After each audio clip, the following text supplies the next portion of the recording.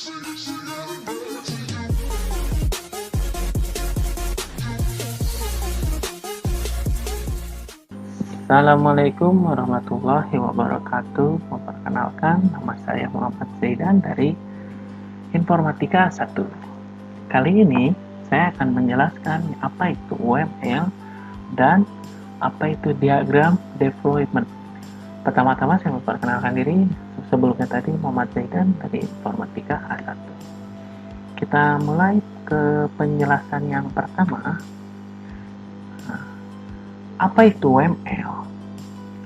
UML merupakan singkatan dari Unified Modeling Language, yang berarti adalah suatu metode permodelan secara visual untuk sarana perancangan sistem berorientasi objek, atau definisi UML yaitu sebagai bahasa yang menjadi standar pada visualisasi, perancangan, dan juga dokumentasi sistem software.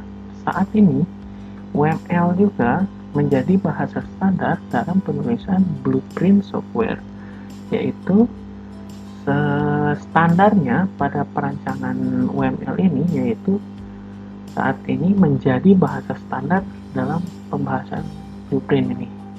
Kita lanjut ke fungsi dan tujuannya UML. Fungsi tujuan UML ini yaitu terdapat dari beberapa macam. Yang pertama, dapat memberikan bahasa pemodelan visual kepada pengguna dari berbagai macam pemrograman maupun proses rekayasa. Dalam menyatukan praktek terbaik yang ada dalam permodelan, dapat memberikan yang siap digunakan merupakan bahasa permodelan visual yang ekspresif untuk mengembangkan sistem yang saling menukar model secara mudah. Dapat berguna sebagai blueprint sebab sangat lengkap dan detail. Dan deployment diagram ini diketahui informasi yang mengenai coding di suatu program dan dapat memodelkan sistem yang berkonsep berorientasi objek yang jadi digunakan untuk memodelkan perangkat lunak. Nah, kita masuk ke deployment diagram. Pengertian singkatnya, deployment diagram ini merupakan suatu model dalam UML untuk mengarahkan artefak dalam node. Deployment diagram digunakan untuk memvisualisasikan, menspesifikasikan, mendokumentasikan proses yang terjadi pada suatu sistem perangkat lunak yang berbasis objek-oriented yang akan dibangun.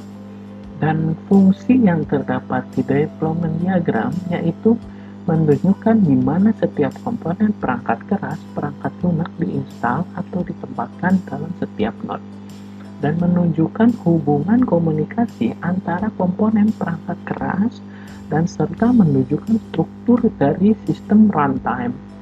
Dan kita lanjut ke manfaat deployment diagram, yaitu manfaatnya kita menjadi lebih mudah untuk menerangkan yang sulit dimengerti apabila diterangkan hanya dengan kata-kata. Lebih mudah meningkatkan data-data kuantitatif dan perkembangannya dalam kurun waktu tertentu. Dan manfaat yang selanjutnya yaitu penjelasan lebih praktis tanpa harus menggunakan banyak kalimat yang dimengertinya. Nah, kita masuk ke dalam jenis-jenis atau beberapa hal yang sering digunakan dalam deployment diagram. Yang pertama itu adalah manifestation, dan yang kedua deployment target, yang ketiga node, dan yang terakhir komunikasi path. Kita mulai dari yang pertama, manifestation. Oke, kita masuk ke manifestation. Manifestation merupakan suatu hubungan abstraksi yang mempresentasikan physical rendering yang hasil implementasi satu atau lebih model dari elemen artefak atau pemanfaatan model elemen dari konstruksi artefak yang menunjukkan satu atau lebih dari model implement artefak memiliki satu dari setiap darinya packable alamat. Nah, ini merupakan suatu contohnya, yaitu EJB model yang dimasukkan untuk ke Axis Web Service Skeleton dan User Service. Kita lanjut yang kedua, yaitu deployment target.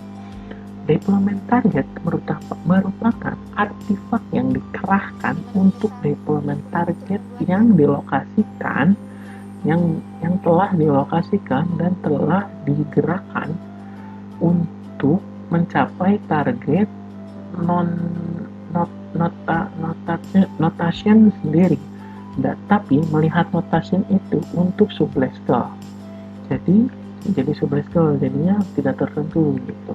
Dan node yang ketiga yaitu node deployment target yang mempresentasikan sumber daya komputasi di mana artefak yang bisa menggunakan untuk mengeksekusi node diasosiasikan dengan deployment artefak dan dapat diasosialisasikan secara tidak langsung dengan packable elements yang melibatkan ke dalam manifestation dari artefak yang dikerahkan ke node. Node dapat saling berhubungan dengan komunikasi pad. Node juga dapat digambarkan dengan bentuk kubus 3 dimensi yang seperti di gambar ini, dan node juga digambarkan dalam bentuk visual untuk menggabungkan antara node dan visual. Dan kita lanjut yang terakhir. Oke, kita lanjut ke communication pad. Communication pad merupakan asosiasi antara dua deployment target melalui pertukaran sinyal dan pesan.